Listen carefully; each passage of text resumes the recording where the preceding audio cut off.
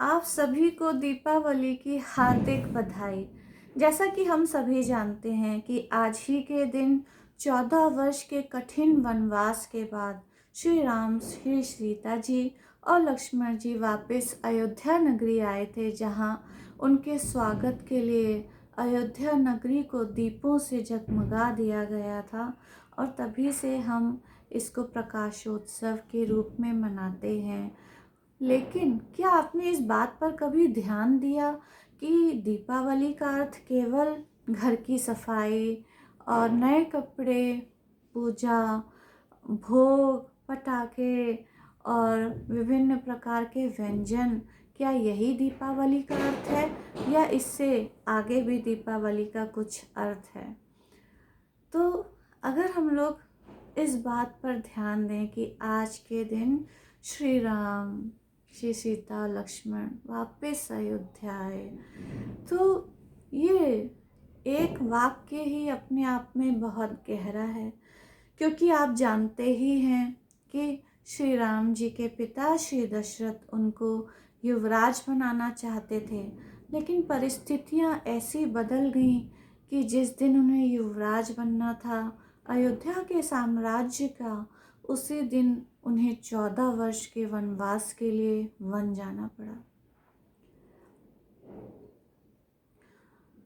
और इससे संबंधित बहुत सी बातें हैं।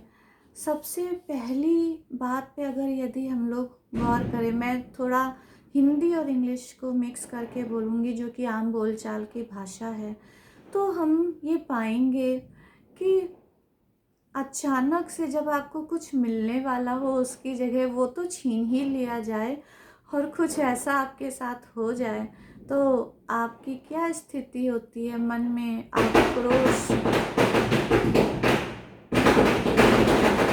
पटाखों की आवाज़ बैकग्राउंड में आ रही है, तो आपके मन में आक्रोश और बदला और कितनी सारी भावनाओं का एक साथ प्रादुर्भाव होता है।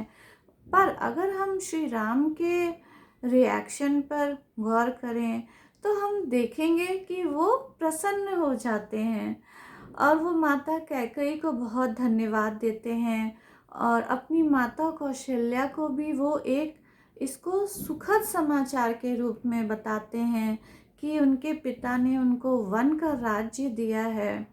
और ये सब बातें थोड़ी सी हजम करना मुश्किल हो जाती हैं और हम लोग को कहीं ना कहीं ऐसा लगता है कि वो तो ईश्वर थे, उनके लिए तो सब कुछ सरल है। पर इसको विशेष रूप से ध्यान रखिए कि तुलसीदास जी ने भगवान के रूप में भी उनको वर्णन किया है और वो साथ में याद रखना ही चाहिए कि वो ईश्वर हैं, क्योंकि उसी से हमको उनका एक बल, भक्ति और बहुत कुछ प्राप्त होता है। लेकिन जब उन्होंने मानव रूप में जन्म लिया तो मानव के सारे जो लीला है वो उन्होंने करी, सारे दुख सुख उन्होंने उससे वो गुजरे। और अगर हम लोग ये सोचेंगे कि वो केवल भगवान थे और उनके लिए यह सब बहुत सरल था, तो हम लोग कभी भी उससे कोई लाभ नहीं ले सकेंगे। और बहुत ज़रूरी है कि उससे लाभ लेने के लिए हम उस समय की परिस्थितियों को आज के परिप्रेक्ष्य में देखें और हम ये पाएंगे कि चाहे वो रामचरितमानस हो, चाहे भगवत गीता हो, वो अनिश्चित काल के लिए, मॉर्टैलिटी के लिए ये सब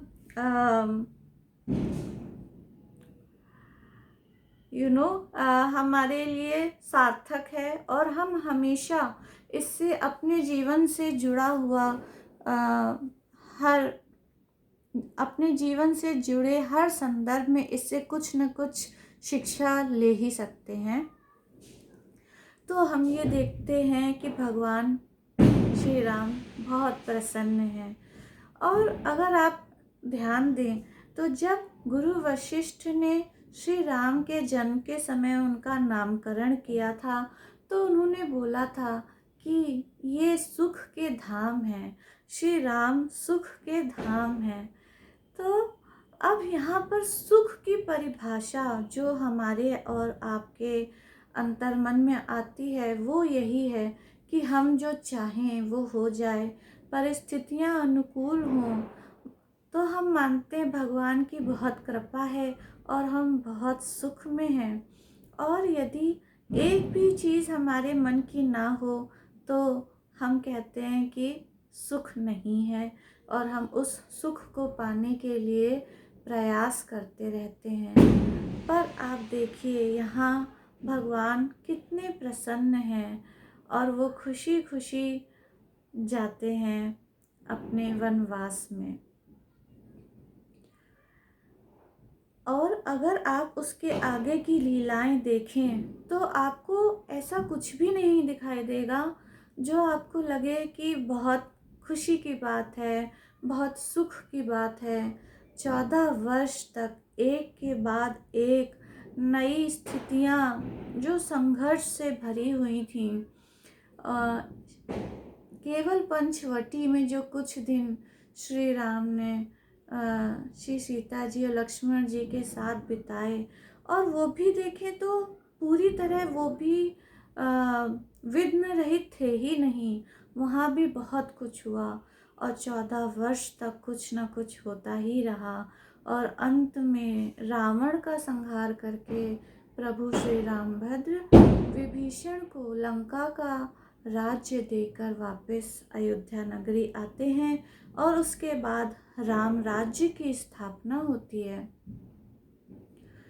तो यहाँ अगर आप देखिए तो हम सब आज जो हम दीपावली का पर्व मना रहे हैं वो भी तो हम इसीलिए मना रहे हैं कि ये जो विभिन्न क्रियाएं हम कर रहे हैं इसके द्वारा हम सुख की प्राप्ति करना चाहते हैं।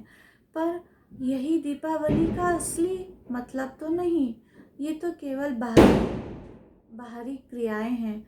दीपावली का अर्थ तो तभी पूर्ण होगा जब हम श्री राम को समझने का प्रयास करें, हम श्री राम के साथ थोड़ा समय बिताएं, हमारी दीपावली राममय हो। तो राम कौन है? राम सुखों के धाम है, और संघर्ष प्रतिपल था तो उसमें सुख कैसे था? अगर हम यही देखें कि जब सीता जी का रावण के द्वारा हरण हो गया और उसी समय भगवान शंकर सती जी के साथ महर्षि अगस्त्य के आश्रम में श्री राम कथा सुनने जाते हैं, और लौटते समय उनको श्री राम और लक्ष्मण मार्ग में दिखाई देते हैं जो विलाप कर रहे हैं। श्री राम विलाप कर रहे हैं और लता वृक्षों हर एक से श्री सीता का पता पूछ रहे हैं। उस समय श्री शंकर जी उनको सच्चिदानंद कहकर दूर से प्रणाम करते हैं, और हम जानते हैं कि सती जी को मोह हो जाता है। तो ये जो झांकी थी इसमें आनंद का तो कोई लेश नहीं था, लेकिन शिव जी ने उन्हें सच्चिदानंद कहकर पुकारा। और आज मैं यहाँ अगर बोल रही हूँ तो क्या मैं इसका पूरा अर्थ समझ गई हूँ? नहीं, शायद कभी नहीं समझ पाऊँगी पूरा अर्थ, शायद ही कोई इसका पूरा अर्थ समझ पाए। पर ये चीज़ें आपको विस्मय में अवश्य डालनी चाहिए, आपको ये विस्मित कर देनी चाहिए ये जो घटनाएं हैं, और आपके मन में ये जिज्ञासा उठनी चाहिए कि ऐसा शंकर जी ने क्यों बोला। दुख में सुख की कल्पना या दुख में सुख का अस्तित्व, ना कि सिर्फ कल्पना अस्तित्व, क्योंकि शिव से कुछ भी छुपा हुआ नहीं है। जैसा जो दिखता है, जैसा जो है वही उनको दिखता है। तो इसमें कैसा आनंद था, यही हमको ये जो कुछ प्रश्न हैं इन पर हमको ध्यान देना चाहिए आज दीपावली के दिन। और अगर हम लोग देखें कल हनुमत जयंती थी, और आप में से बहुत लोगों ने सुंदरकांड का पाठ किया होगा। और उसमें हम देखते हैं कि हनुमान जी महाराज माता सीता से अशोक वाटिका में मिलते हैं और प्रभु का संदेशा सीता जी को देते हैं। और सीता जी कितनी तकलीफ़ और दुख में हैं, अत्यंत विरह है वहाँ पर। तो वहाँ तो सुख की कल्पना ही बहुत मुश्किल है, लेकिन अगर आप देखें तो आप वहाँ पर भी एक सुख देख सकते हैं। और वो सुख है प्रेम के एपिटोम का, प्रेम के जो शीर्ष हो सकता है वो प्रेम का। और सच्चा प्रेम, उसमें जो मिलन होता है उसमें तो सुख होता है, उसमें जो विरह होता है कि सबसे बड़ा सुख इस बात का है कि हमारे प्रियतम साक्षात श्री राम हैं। यही सबसे बड़ा सुख है। और जो भी, जब आप सुंदरकांड का पाठ करेंगे तो आप देखेंगे कि उसमें हनुमान जी होते हुए भी जैसे हैं ही नहीं, और हैं तो केवल श्री राम और सीता जी, लक्ष्मण जी। और ये कोई हनुमान जी के प्रभाव को कम करने के लिए नहीं है, ये सिर्फ ये बताने के लिए है कि जो हमारे श्री राम सुख के धाम हैं और परम प्रेम है, उसमें जो अपने आप को खो देना होता है वही सुख है। वही सुख के धाम भगवान श्री राम हैं। और जो उनकी पूरी यात्रा है 14 वर्ष की। और यहाँ अगर हम अयोध्या जी में देखें तो महाराज श्री भरत जी महाराज, वो भी एक कठिन तपस्या कर रहे हैं। और ये प्रेम की कथा है। जो दिखता है वही सब कुछ नहीं होता, इसके अंतरतम में आपको प्रवेश करना पड़ेगा और तब आप ही पाएंगे कि यह एक सागर है जिसमें आप जितनी बार डुबकी लगाएंगे आपको एक नए भाव का, एक नए सुख का अनुभव होगा। और यहाँ पर आपको मिलेगा केवल त्याग, तपस्या। सुख की जो हमारी परिभाषा है वो आपको यहाँ कहीं नहीं मिलेगी। बस दुख ही दुख जो हमारी परिभाषा है वो दुख ही दुख और संघर्ष ही संघर्ष आपको दिखाई देंगे। पर अगर आप देखें तो रामचरितमानस के अंत में मानस रोग की व्याख्या करी गई है। और राम राज्य एक ही बार बना, तो राम राज्य बनने में बहुत कुछ था जो कि शायद व्यक्त करना ही बहुत मुश्किल है। पर राम राज्य का अर्थ है प्रेम राज्य, उसका अर्थ धर्म राज्य नहीं है। और प्रेम एक ऐसी, मुझे पता नहीं उसके लिए क्या शब्द यूज़ करना चाहिए, प्रेम जो है वो सीमाओं से परे है। और जब तक श्री राम अयोध्या में थे तब तक उस प्रेम का प्रागट्य ना हो पाया, ना तो श्री राम के प्रेम का, ना सीता जी के प्रेम का, ना लक्ष्मण जी के प्रेम का, ना भरत जी के प्रेम का, ना निषाद के प्रेम का। और मुझे पता है कि मैं कोई भी चीज़ सीक्वेंस में नहीं बोल रही हूँ, और यही बात है कि ये ज्ञान की बात नहीं है, ये धर्म की बात नहीं है। इसमें ज्ञान और धर्म तो है ही, किंतु इसमें प्रेम है। और 14 वर्ष में आप देखें तो भगवान श्री राम ने केवल दिया ही दिया, सबको दिया, जो भी मिला उसको दिया, जो वो चाहता था वो दिया। क्या ही कहा जाए। और यह प्रेम की यात्रा है। और जब भगवान श्री राम वापस आए तो हम देखते हैं कि जितने अयोध्या वासी थे उतने ही रूप प्रभु ने बना लिए। और हर अयोध्या वासी को यही लगा कि पुष्पक विमान से उतरते ही हमारे प्रभु सबसे पहले हमसे ही मिले, और जैसे वो चाहता था वैसे ही मिले। जैसा उसने नाता माना था प्रभु से, उसी नाते के रूप में मिले। और अगर हर अयोध्यावासी रामचरितमानस या रामायण लिखने बैठे तो वो यही उसमें वर्णन होगा कि प्रभु सबसे पहले मुझसे ही मिले, और उसमें से कोई भी असत्य भाषण कर ही नहीं रहा होगा।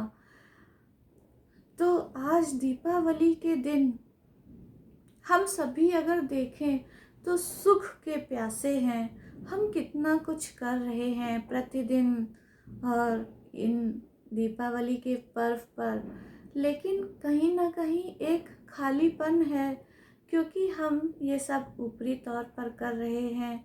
जब तक हम सुख के धाम श्री राम से संबंध नहीं बनाएंगे तब तक हम सुखी नहीं हो सकते। और जब वनवास के समय प्रभु राम ने लक्ष्मण जी से कहा कि माता सुमित्रा से विदा मांग ले आओ, तो सुमित्रा जी ने उनसे यही कहा कि ये अवध जहाँ तुम खड़े हो, ये अवध थोड़ी ना है। अवध तो वहाँ होगा जहाँ सीता राम जी हैं। और इसमें कितनी सारी बातें हैं कि गोस्वामी जी जब ये बोलते हैं कि भगवान श्री राम और उनके सभी भाई जो उनके बाल रूप का वो वर्णन करते हैं, तो दशरथ के आंगन में तो उन लोग ने जो लीला करी, जो असीम सुख देने वाली थी, वो तो है ही। लेकिन तुलसीदास जी कहते हैं कि मेरा जो मन है वही दशरथ जी का महल का आंगन बन जाए, और उसी में चारों बालक ये बाल लीला करें और मुझे सुख मिले। और अगर आप ध्यान देंगे तो आप पाएंगे कि रामचरितमानस के हर प्रसंग में गोस्वामी जी किसी न किसी तरह अपने आप को जोड़ लेते हैं। और अगर आप उस प्रसंग पर ध्यान देंगे जिसमें बताया गया कि जब श्री राम वन यात्रा में थे तो एक तपस्वी उनसे मिला, और उस तपस्वी का कोई भी कुछ बताया नहीं गया कि वो कौन था। और फिर दिखाया गया कि वो मतलब ऐसा वर्णन किया गया कि वो श्री राम से मिला, और केवल उसके आने का वर्णन है, जाने का वर्णन है ही नहीं, कुछ आगे की कहानी है ही नहीं। हमारे पूज्य गुरुदेव युग तुलसी श्री राम किंकर जी महाराज जी कहते हैं कि वे स्वयं गोस्वामी तुलसीदास जी थे। और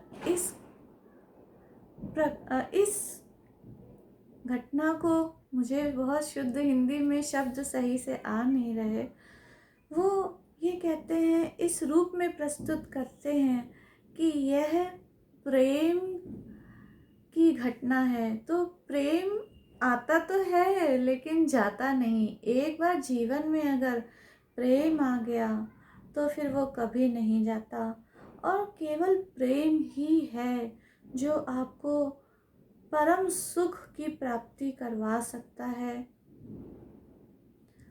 और इसमें फिर से मैं वही कहूँगी, बहुत सारी बातें हैं। राम राज्य केवल श्री राम को राज सिंहासन पर बिठा देने से बनता नहीं, और श्री भरत जी महाराज धन्वंतरी के रूप में सभी के मानस रोगों का नाश करते हैं, और इधर श्री राम कहाँ कहाँ नहीं जाते और अपने जीवन चरित्र से हमें क्या क्या नहीं बताते।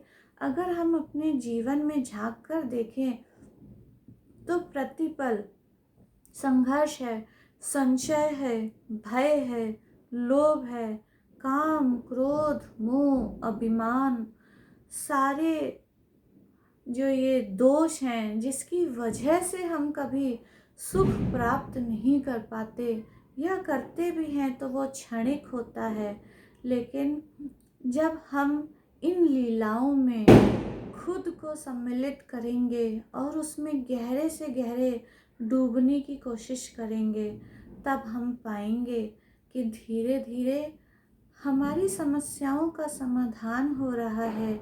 श्री राम से हमारा प्रेम निरंतर बढ़ रहा है और उनके गुणों के सागर में हम गोते लगा रहे हैं, और असली विश्राम हमको प्रभु के गुणों के समझने में, उनका गान करने में, जितना भी हम उनका अनुकरण कर सकें उसमें।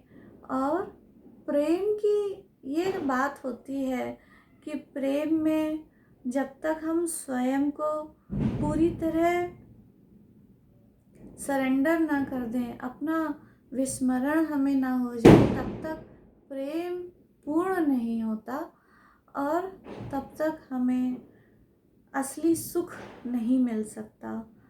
तो आज दीपावली के दिन हम अपने प्रभु श्री राम का स्मरण करें। उनके श्री राम, श्री सीता और लक्ष्मण जी कितने दुखों का उन्होंने सामना किया, कितने संघर्षों का उन्होंने सामना किया। एक क्षण भी उनका ऐसा नहीं गया जो हमारी परिभाषा में सुख की श्रेणी में आता रहा हो। और इसी तरह नंदीग्राम में रह के श्री भरत जी महाराज ने प्रेम का जो निर्वाह किया, और उनके प्रेम में तो विवेक भी कभी भी खोता नहीं, उनका प्रेम विवेक भरा है। तो हम जब ये देखते हैं, ये तपस्या, ये त्याग, ये जर्नी, ये श्री राम की जीवन गाथा, तो हम ये देखते हैं कि जब श्री राम राज सिंहासन पर बैठे तो वेदों ने जो उनकी स्तुति करी, तो उनके चरण कमलों में कांटे बिंधे हुए हैं। वो कांटे कभी उनके चरण कमलों से पूरी तरह निकले ही नहीं। महर्षि वेद व्यास ने भी भगवान श्री राम के चरण कमलों के जो कांटे हैं उनका वर्णन किया है,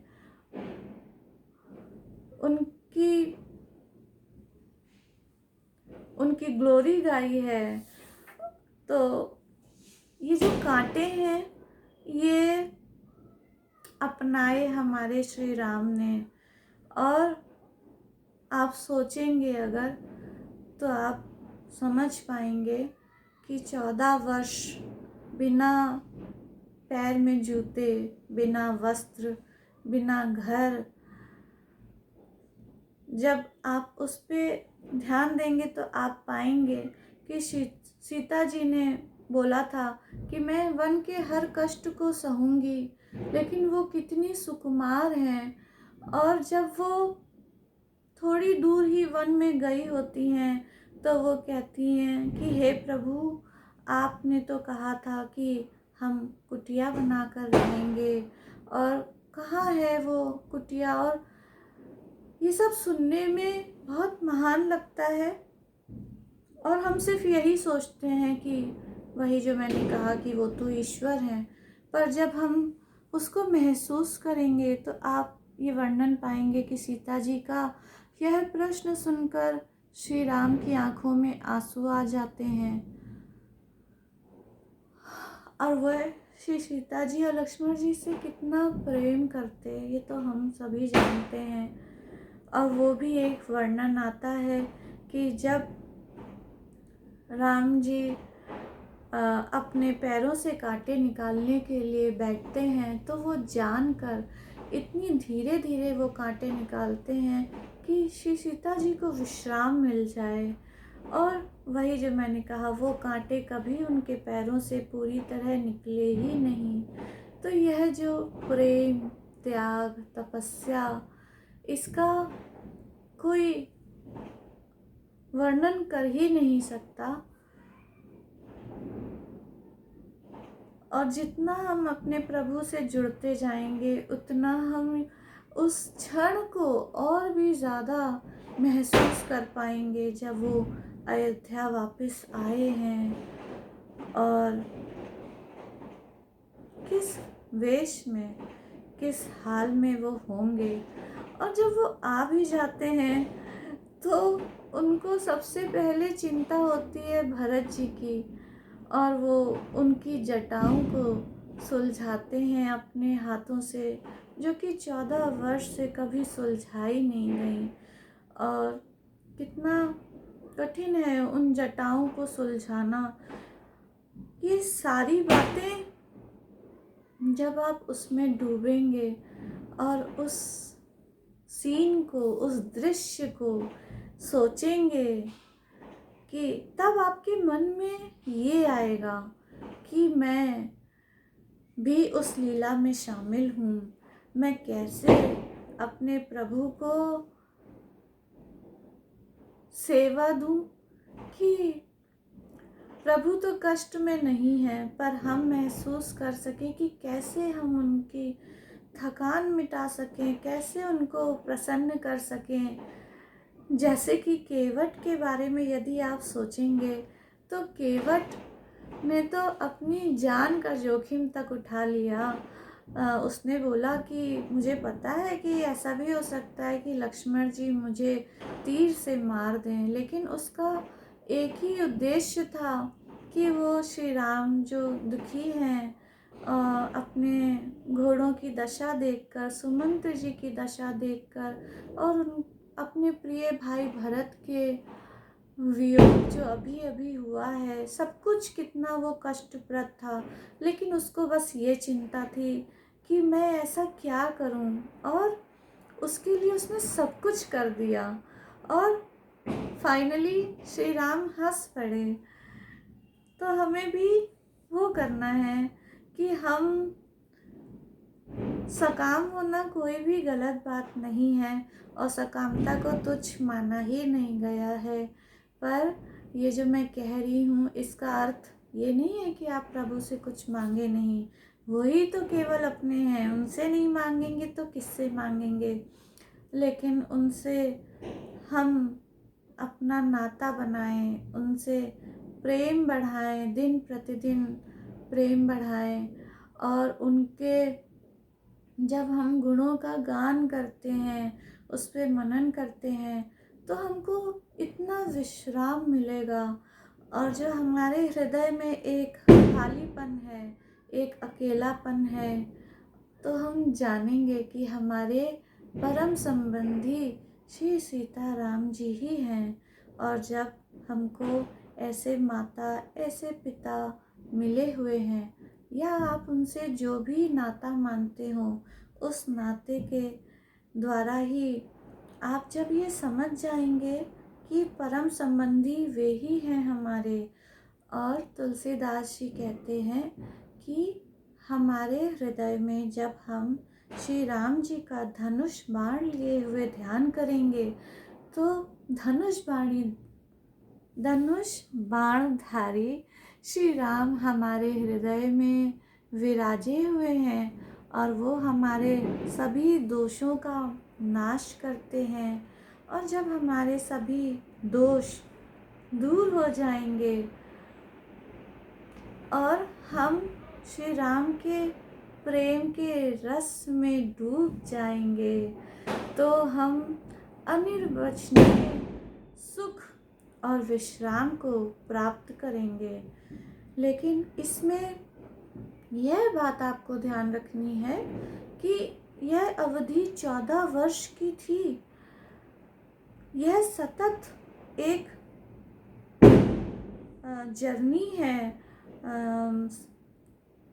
जर्नी का मुझे एकदम से हिंदी का शब्द नहीं आ रहा।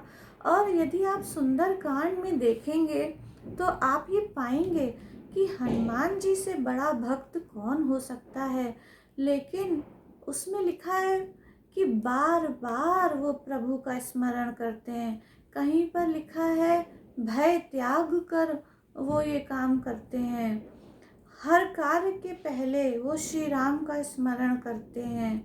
इतनी बार ये लिखा हुआ है कि लगता है कि इसकी क्या ज़रूरत है, और जबकि उनको तो इस कार्य के लिए स्वयं प्रभु ने चुना, उनको राम नाम की मुद्रिका दी और उनको सब जगह से आशीर्वाद मिला। वो बल बुद्धि विवेक के निधान हैं, उन्हें सीता जी से इतने आशीर्वाद मिले और सब कुछ था, फिर बार बार बार बार वो प्रभु राम का स्मरण क्यों कर रहे हैं। तो इसमें यही संदेश छुपा हुआ है कि यह जो जीवन का हमारा संघर्ष है, जीवन की यात्रा है, मुझे याद आ गया हिंदी शब्द, उसमें प्रतिपल हमको और श्री राम से जुड़ना है। और जितना हम उनसे जुड़ते जाएंगे, जितना हम राममय होते जाएंगे, उतना जितना हम उनके प्रेम में स्वयं का विस्मरण करते जाएंगे, बस प्रभु के गुण और दोष देखें भी तो हम अपने और प्रभु से प्रार्थना करें कि हे प्रभु हमारे दोषों का नाश करिए, हमारे हृदय में पधारिए, हमारे हृदय में दीपावली का दीप जल उठे और प्रभु आप हमारे हृदय रूपी अयोध्या में श्री सीताराम जी, श्री लक्ष्मण जी, भरत जी सबके साथ आप वास करिए और तभी हमारी शुभ दीपावली मन पाएगी। आज ही से हम इस यात्रा का प्रारंभ करें, क्योंकि हम सभी सुख चाहते हैं और सुख धाम हमारे श्री राम ही हैं और श्री राम से जुड़े बिना हमारे जीवन में कभी भी पूर्ण सुख और स्थायी सुख आ ही नहीं सकता। और बस इसी प्रार्थना को करते हुए मैं आप सभी के लिए और अपने लिए प्रार्थना करती हूँ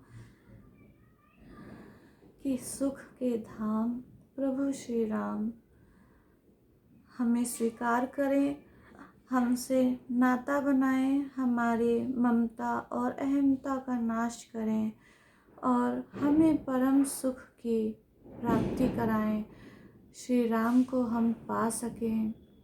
गोस्वामी तुलसीदास जी ने इतना बड़ा ग्रंथ श्री रामचरितमानस लिखा और हम सब इतने धन्य भागी हैं कि हमें ऐसे सद्गुरुदेव मिले, योग तुलसी श्री राम किंकर जी महाराज, जिन्होंने उसके गहरे अर्थों को सरल तरीके से हमें समझाया।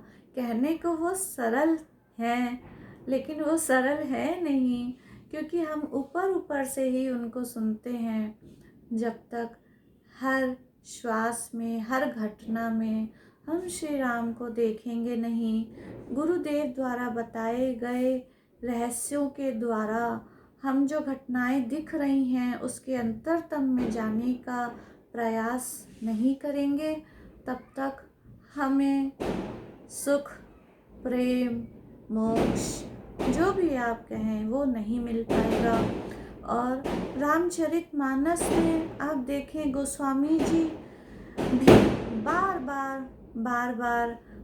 बार यही मांग रहे हैं, अपने मन को समझा रहे हैं, अपने मन को ये शिक्षा दे रहे हैं। तो यह सच में एक बार समझने वाली बात ही नहीं है, क्योंकि कहते हैं ना, ज्ञान अखंड एक सीतावर, यानी जो केवल श्री राम का ही ज्ञान अखंड है, स्थायी है। हम जो जीव हैं उसका ज्ञान अखंड नहीं है, स्थायी नहीं है। कभी ज्ञान में हम होते हैं स्थित, कभी मोह में स्थित होते हैं। तो हमें बस प्रतिपल प्रभु श्री राम के पीछे पीछे चलना है उनको उनको देखना है वो कैसे क्या करते हैं। मुझे पता है कि मैं बहुत अच्छे शब्दों में शायद अपनी बात को नहीं पिरो पाई हूँ, लेकिन फिर भी मेरी इच्छा थी कि मैं आपसे ये सब बातें आज करूं। और प्रभु की बहुत बहुत कृपा है कि वरना कभी तो कुछ हो जाता है, कभी मोर पंख गिर जाता है, कभी कुछ हो जाता है, लेकिन प्रभु की बहुत कृपा है कि आज कुछ भी ऐसा नहीं हुआ और एक बार में ही मैं अपनी बात कह पाई।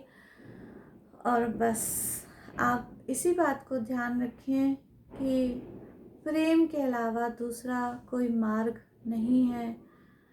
जब तक प्रेम नहीं होगा, रस नहीं होगा, जब तक रस या रति नहीं होगी, तब तक पूर्ण सुख हमें प्राप्त नहीं होगा।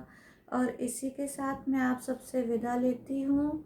आपकी दीपावली राममय हो। जय श्री राम।